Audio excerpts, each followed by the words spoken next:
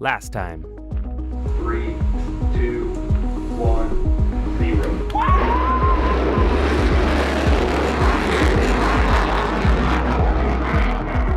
That's a double. Yeah. That's the cooler star.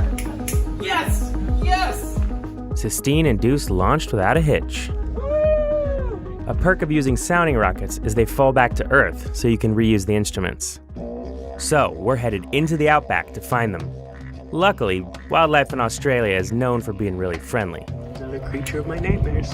There's some life biting me right now. There he is. Look at him. Oh my god, that's worse than I thought. We're here in Australia! And we're gonna launch some rockets.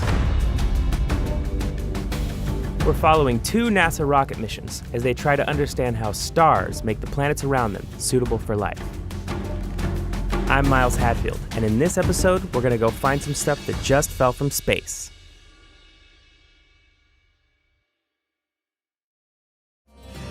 The morning after each launch, a team is sent out to recover the rocket and instruments. We just got word that we are going to be able to go on one of the recovery flights in the helicopter, so we hopped out of bed and we're driving now to the Gove Airport. During flight, the rocket breaks into 4 separate parts, each of which lands in a different location. The team is tasked with finding and retrieving them all, and not letting the Crocs retrieve them along the way. Using math, maps, and experience, the recovery team leader Peter Elsner has a pretty good idea of where each piece has landed. But winds can push the falling pieces off track, making them difficult to find. The first thing we're looking for is one of the payloads, which houses all the scientific instruments. Luckily, it's equipped with a bright orange and white parachute, which should help it stick out. Not there. Not there either.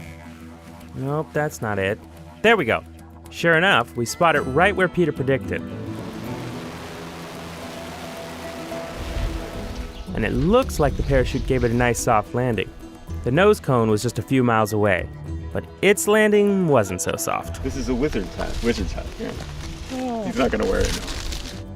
The helicopter then carries both the nose cone and payload back to the range before being shipped back to the US. Both Sistine and Deuce have made several trips to space before. Now, they're ready for retirement. After some repairs and careful testing back home, they'll live out their days in the lab, helping calibrate new instruments and analyzing laboratory data. With that done, we're off to find one of the second stage motors, which takes the payload all the way to space. But unlike the payload, it doesn't get a nice parachute to soften its landing. Yep, it's really in there. The team marks its location and flies back out the next day to dig it out of the ground. And then filling that hole right back in so as to leave as little trace as possible. The next day, I joined the recovery team on foot as we hike out to find the first stage motor, which didn't fall too far from the range. We were led by Micah and Boaz, 2 Timaru rangers who knew the area, and how to recognize the animals that could kill us. Dangerous or? Dangerous. Yeah. King ground. Really? Hey, I didn't say it was a big snake. Now watching my feet a little more carefully. Nice size ant mound. Yeah, look at that guy. He's cool. After about a half hour of hiking, we finally found it. Wow, there it is.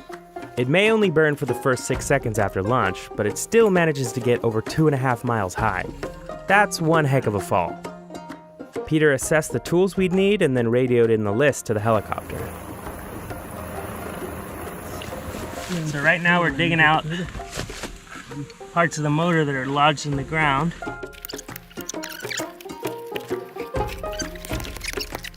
One, two, three. Nice! That thing's heavy. That's a fin. As we waited for the helicopter, Peter gave an impromptu tutorial on rockets with sound effects. Takes off. Big parachute comes out, blows over there. So then we have to find it. I think we just got our explanation for the video of how a sounding rocket works.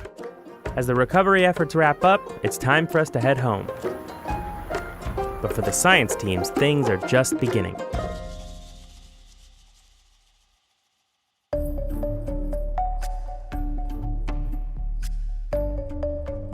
A year after launch, both teams are getting ready to publish their results. But we convinced Kevin to give us some hints ahead of time. Hi, Miles. Long time no talk. How are you doing? I'm good. Mostly just eager to hear about what you've learned. Yeah, so we've been taking a look at the cysteine-induced data and trying to compare that to the ultraviolet brightness of our sun. And we're finding that these Alpha Centauri stars are maybe 2 times brighter, maybe 2.5 times brighter in the ultraviolet than our sun. So what does that mean for the habitability of a planet around stars like Alpha Centauri A and B? Would an Earth-like atmosphere survive those sort of conditions?